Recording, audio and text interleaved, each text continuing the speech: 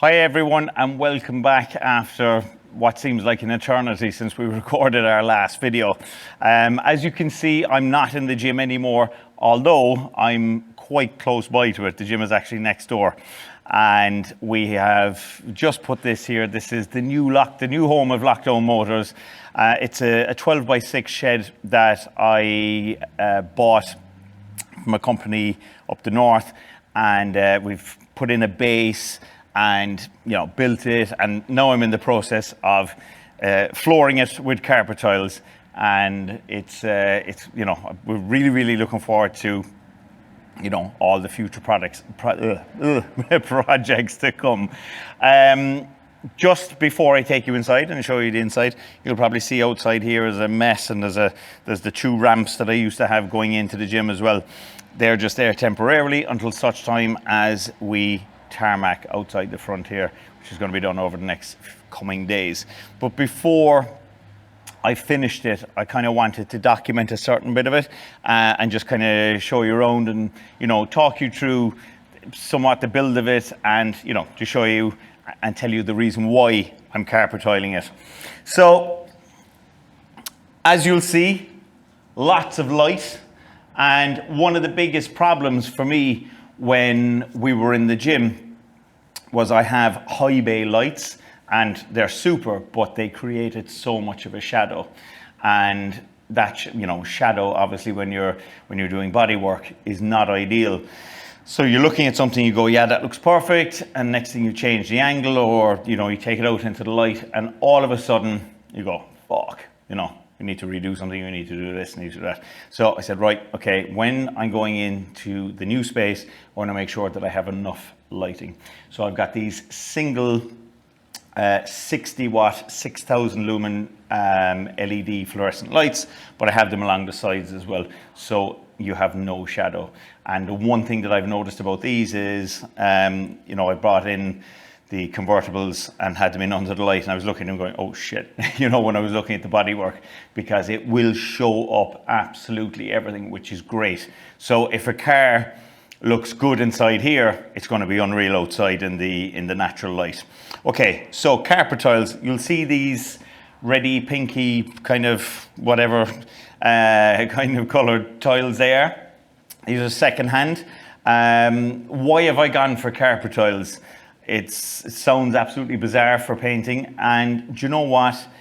I feel that it's a really good choice for painting, because I've done a good bit of painting since the gym has opened in other people's sheds, and one of the major problems I found was how dusty the job was after I painted. I was like, why is the job so dusty, where I'd have to come along the next day and try and get the dust out of it, mop it and all that.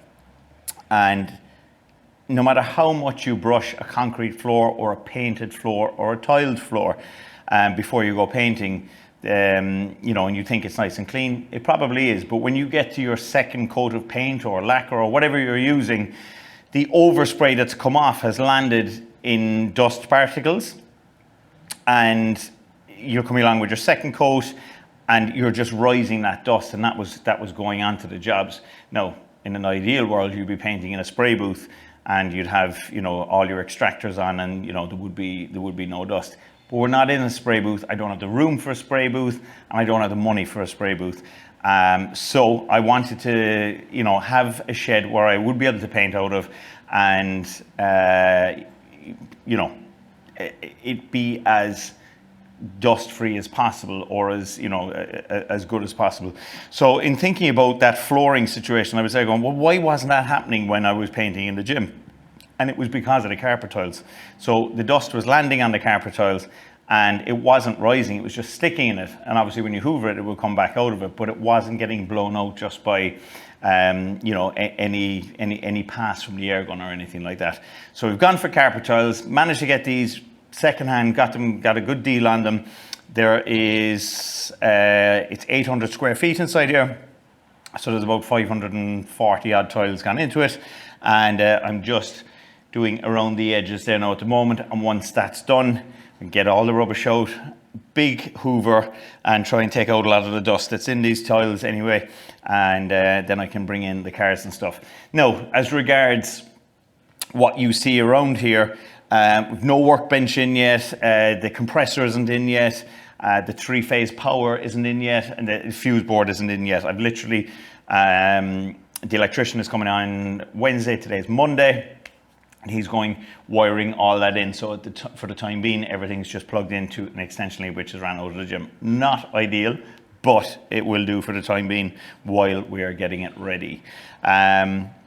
So that is kind of it. I don't really have much else to tell you or show you, because I don't have, like I say, any equipment or anything got yet. But I did want to show you guys, I guess, the actual shed itself. Just before I let you go, I do want to show you, for any of you people that are watching this and going, do you know what, I'm looking for a shed, or I want to get a shed, or whatever.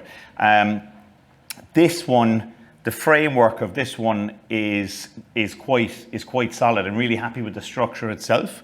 The structure is nice and solid, and it's big in comparison to some of the other ones that I looked at.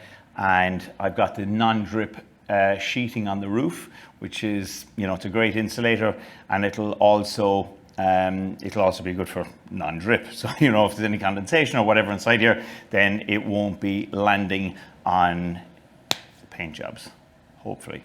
And it's boiling inside here. It's really, really, really warm.